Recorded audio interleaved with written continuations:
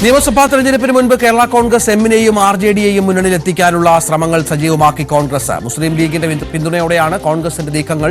BJPയിലെ അസംതൃപ്തരെയും നേതൃത്വം ലക്ഷ്യമിടുന്നു. അതേസമയം സ്വാധീനം ഉറപ്പിക്കുന്നതിനുള്ള അവസരമാക്കി മുന്നണി വിപുലീകരണ ചർച്ചകളെ മാറ്റാനുള്ള മത്സരത്തിലാണ് പ്രതിപക്ഷ നേതാവ് VD സതീശനും രമേശ് ചെന്നിത്തലയും.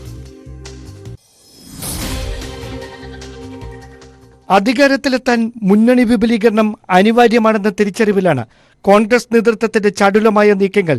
കഴിഞ്ഞ തെരഞ്ഞെടുപ്പിൽ തിരിച്ചടി നേരിട്ട മധ്യകേരളത്തിൽ കേരള കോൺഗ്രസ് തിരിച്ചു വന്നാൽ പഴയ പ്രതാപത്തിലേക്ക് എത്താമെന്നാണ് പ്രതീക്ഷ. പാർട്ടി ആവശ്യപ്പെട്ടിട്ടും മന്ത്രിമാറ്റത്തിന് തയ്യാറാകാത്ത NCPയെ ചൂണ്ടിക്കാണിച്ചാണ് ചർച്ചകൾ. എന്നാൽ കേരള കോൺഗ്രസിന്റെ ഒരു വിഭാഗത്തിന് മുന്നണി വിടുന്നതിനോട് യോജിപ്പില്ല. മന്ത്രിസഭയിൽ പ്രാതിനിധ്യം ഉണ്ടായിരിക്കെ മറിച്ചൊരു തീരുമാനം ഇപ്പോൾ എടുക്കുന്നതിൽ അർത്ഥമില്ലെന്നാണ് റോഷി അഗസ്റ്റിന്റെയും അനുകൂലികളുടെയും നിലപാട്. മാണി വിഭാഗത്തെ ഒപ്പമെത്തിക്കാനുള്ള ശ്രമങ്ങൾക്ക് ചുക്കാൻ പിടിക്കുന്നത് ചെന്നിത്തലയും ലീഗ് നേതൃത്വവും സംയുക്തമായാണ്. ഇടതുമുന്നണിയുമായി മനപ്പൊരുത്തം നഷ്ടപ്പെട്ട MV ശ്രേയംസ്കുമാറിന്റെ RJDയുമായും കോൺഗ്രസ് നേതൃത്വം ചർച്ചകൾ തുടങ്ങി. പാർട്ടികളെ മാത്രമല്ല ഇടതുമുന്നണിയിലെ അസംതൃപ്തരായ നേതാക്കളെയും UDFിലേക്ക് എത്തിക്കാൻ ശ്രമമുണ്ട്. മന്ത്രിസ്ഥാനത്തിന്റെ പേരിൽ മുന്നണിയുമായി അകന്ന തോമസ് കെ തോമസിനെ ഒപ്പം കൂട്ടണമെന്ന അഭിപ്രായമുള്ളവരുമുണ്ട്. PV അൻവറിനെയും അദ്ദേഹത്തോട് അടുപ്പമുള്ള ഇടത് MLAമാരെയും UDF ലക്ഷ്യമിടുന്നുണ്ട്. അതേസമയം അൻവറിന്റെ കോൺഗ്രസ് പ്രവേശനം സംബന്ധിച്ച സസ്പെൻസ് ഇപ്പോഴും തുടരുകയാണ്. ദേശീയ നേതൃത്വത്തിന്റെ അറിവോടെ രമേശ് ചെന്നിത്തല തന്നെയാണ് ഈ ചർച്ചകൾക്ക് ചുക്കാൻ പിടിക്കുന്നത്. BDJSനെ വലത് ചേരിയിലെത്തിക്കാനുള്ള ശ്രമങ്ങൾക്ക് ചരടുവലി നടത്തുന്നത് പ്രതിപക്ഷ നേതാവ് VD സതീശൻ തന്നെ. NSSും SNDPയും ഉൾപ്പെടെയുള്ള സാമുദായിക സംഘടനകൾ അകലം മറന്ന് വലതുപക്ഷത്തോട് അടുക്കുന്നത് ഇടതുമുന്നണിയിലെ അസംതൃപ്തരായ ഘടകകക്ഷികളുടെ മനസ്സിളക്കുമെന്ന പ്രതീക്ഷയും കോൺഗ്രസ് ക്യാമ്പിലുണ്ട്.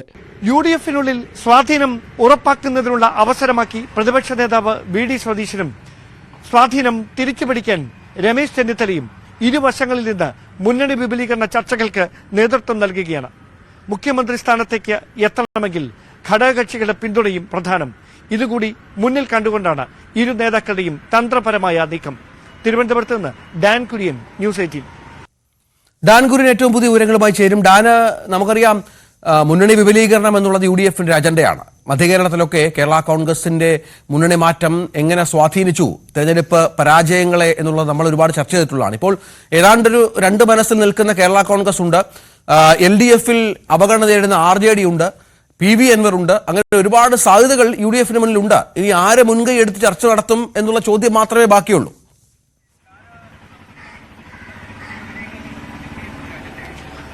രഞ്ജിത്ത്, ചർച്ചകൾ ഒരു വശത്തെ രഹസ്യമായി തന്നെ പുരോഗമിക്കുന്നു എന്നതാണ് എടുത്തു പറയേണ്ട കാര്യം. ഔദ്യോഗികമായി ഒരു നേതാക്കളും ഇത് സ്ഥിരീകരിക്കുന്നില്ല എങ്കിലും ആ ചർച്ചകളൊക്കെ ഒരുപാട് നേരത്തെ തന്നെ തുടങ്ങിക്കഴിഞ്ഞു. തദ്ദേശ തെരഞ്ഞെടുപ്പിന് മുൻപ് തന്നെ അവരെ മുന്നണിയുടെ ഭാഗമാക്കി മാറ്റുന്നതിന് വേണ്ടിയിട്ടുള്ള നീക്കങ്ങൾ നടക്കുന്നു എന്നതാണ് വസ്തുത. അതുമായി ബന്ധപ്പെട്ട ചർച്ചകളാണ് രഹസ്യമായി പുരോഗമിച്ചുകൊണ്ടിരിക്കുന്നത്. നേരത്തെ നമ്മൾ റിപ്പോർട്ടിൽ തന്നെ സൂചിപ്പിച്ച പോലെ BDJSനെ UDFിന്റെ ഭാഗമാക്കുന്നതിന് വേണ്ടിയുള്ള ചർച്ചകൾക്ക് പ്രതിപക്ഷ നേതാവ് VD സതീശൻ തന്നെയാണ് നേതൃത്വം നൽകുന്നത് എന്നാണ് നമുക്ക് ലഭ്യമാകുന്ന സൂചനകൾ. വെള്ളാപ്പള്ളി നടേശൻ BDJS NDAയുടെ ഭാഗമായി തുടരുന്നതിൽ എന്താണ് അർത്ഥമുള്ളത് എന്ന തരത്തിലുള്ള പരാമർശങ്ങൾ കഴിഞ്ഞ ആഴ്ചയായിരുന്നു നടത്തിയത്. അത് വലിയ തരത്തിൽ ചർച്ച ചെയ്യപ്പെട്ടതാണ്. അപ്പോഴും BDJS UDFിന്റെ ഭാഗമാകുമോ എന്ന തരത്തിലുള്ള അഭ്യൂഹങ്ങൾ പരക്കുന്നുണ്ടായിരുന്നു. എന്തായാലും പ്രതിപക്ഷ നേതാവ് തന്നെയാണ് ഈ ചർച്ചകൾക്ക് രഹസ്യമായി നേതൃത്വം നൽകുന്നത് എന്നതാണ് നമുക്ക് ലഭ്യമാകുന്ന വിവരങ്ങൾ. അതിനു പുറമെയാണ് രമേശ് ചെന്നിത്തലയുടെ നേതൃത്വത്തിൽ ഹൈക്കമാൻഡിന്റെ കൃത്യമായ അറിവോടെ PV അൻവറിലൂടെ വടക്കൻ കേരളത്തിലെ ചില യുവ MLAമാരെ കൂടി UDFിന്റെ ഭാഗമാക്കുന്നതിന് വേണ്ടിയിട്ടുള്ള ചർച്ചകൾ അതും രഹസ്യമായി തന്നെ പുരോഗമിച്ചുകൊണ്ടിരിക്കുന്നത്.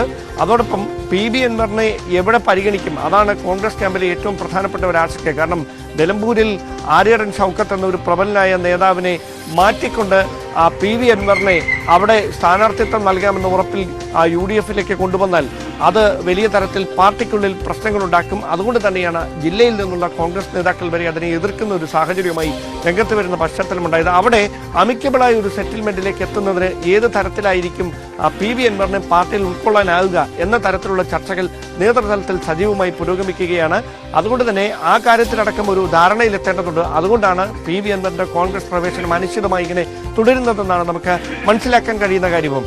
അതോടൊപ്പം കൂട്ടി വായിക്കേണ്ട കാര്യമാണ് കേരള കോൺഗ്രസ് എമ്മുമായി ബന്ധപ്പെട്ട് നേരത്തെ മുതൽ തന്നെ വലിയ തരത്തിൽ അസംതൃപ്തരായാണ് അവർ LDFന്റെ ഭാഗമായി തുടരുന്നത് എന്ന തരത്തിലുള്ള അഭ്യൂഹങ്ങൾ വരുന്നു. അതിന് പിന്നാലെ വന നിയമ ഭേദഗതിയുമായി ബന്ധപ്പെട്ട നിലപാട് വ്യക്തമാക്കി ജോസ് കെ മാണി ഉൾപ്പെടെയുള്ളവർ മുഖ്യമന്ത്രിയെ നേരിട്ട് കാണുന്ന സാഹചര്യം. അപ്പോഴും ഔദ്യോഗികമായ പ്രതികരണങ്ങൾക്ക്, പരസ്യമായ പ്രതികരണങ്ങൾക്കൊന്നും ജോസ് കെ മാണിയോ അദ്ദേഹത്തിന്റെ അനുകൂലികളോ തയ്യാറായിട്ടില്ല. LDFൽ തന്നെ തുടരുമെന്ന് അവർ തന്നെ ആവർത്തിച്ച് പറയുന്ന സാഹചര്യം. അതിനിടയിലും ജോസ് കെ മാണി വിഭാഗത്തെ UDFന്റെ ഭാഗമായി തിരികെ UDF പാളയത്തിലേക്ക് എത്തിക്കുന്നതിന് വേണ്ടിയിട്ടുള്ള നീക്കങ്ങൾ ഊർജിതമായി നടക്കുന്നുവെന്ന വിവരമാണ് ലഭിക്കുന്നത്.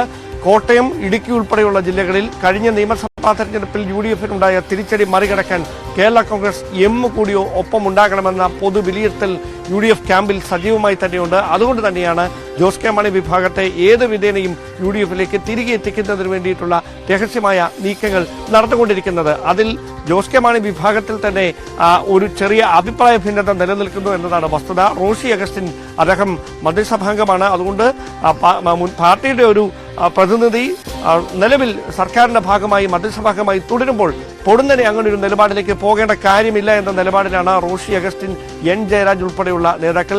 N ജയരാജ് ചീഫ് വിപ്പ് കൂടിയാണ്. അദ്ദേഹവും റോഷി അഗസ്റ്റിനും ഇപ്പോൾ ഒരു മുന്നണി മാറ്റത്തിന് ശ്രമം വേണ്ട എന്ന നിലപാടിൽ ഉറച്ചു നിൽക്കുകയാണ് എന്ന വിവരങ്ങളാണ് ലഭിക്കുന്നത്.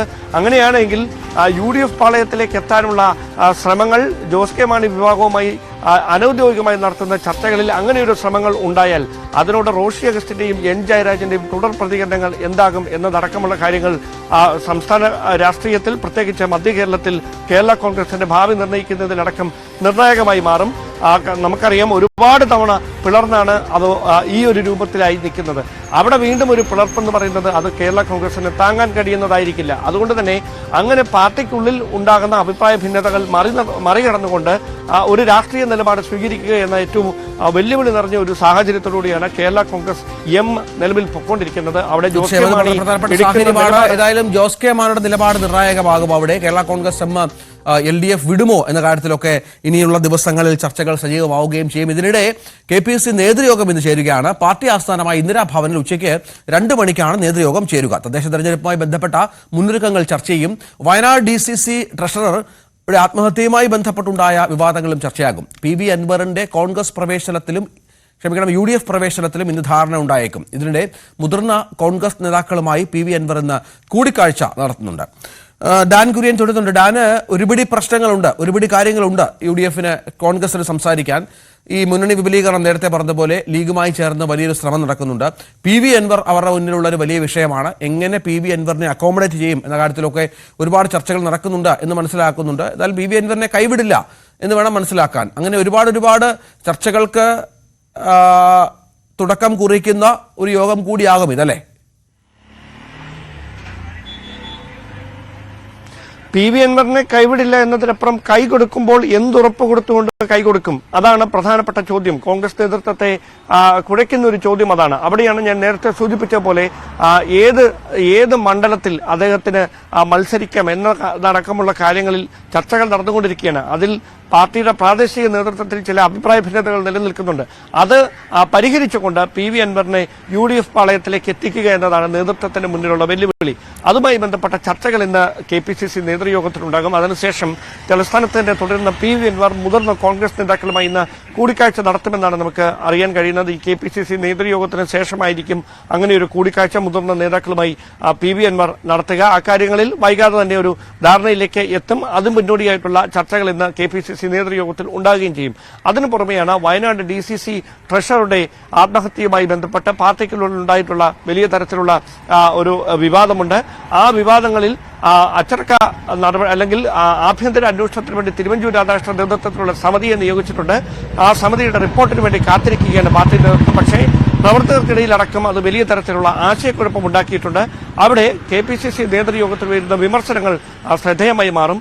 അതോടൊപ്പമാണ് തദ്ദേശ തെരഞ്ഞെടുപ്പ് മുന്നിൽ കണ്ടുകൊണ്ട് പാർട്ടിക്ക് അടിയന്തരമായി നടപ്പിലാക്കേണ്ട മുന്നൊരുക്കങ്ങൾ, പ്രത്യേകിച്ച് പൊതുസംഘടനയടക്കം അനിശ്ചിതത്വത്തിലായി നിൽക്കുന്ന ഒരു പശ്ചാത്തലത്തിൽ ഏത് തരത്തിലായിരിക്കണം താഴെത്തട്ട് മുതൽ പാർട്ടിയെ ഈ തെരഞ്ഞെടുപ്പിന് വേണ്ടി സജ്ജമാക്കുന്നത് എന്നതടക്കമുള്ള കാര്യങ്ങൾ ഇന്നത്തെ KPCC നേതൃയോഗത്തിൽ ചർച്ച ചെയ്യപ്പെടും. മുൻ KPCC അധ്യക്ഷന്മാർ, കോൺഗ്രസ് പ്രവർത്തക സമിതി അംഗങ്ങൾ ഉൾപ്പെടെയുള്ളവർ ഇന്നത്തെ നേതൃയോഗത്തിൽ പങ്കെടുക്കുമെന്നാണ് അറിയാൻ കഴിയുന്നതും. രഞ്ജിത്ത്. അതാണ് സാഹചര്യം. ഏതായാലും KPCC നേതൃയോഗം ഇന്ന് ചേരുന്നുണ്ട്. പ്രധാനപ്പെട്ട നേതാക്കളൊക്കെ അതിന്റെ ഭാഗമാകും.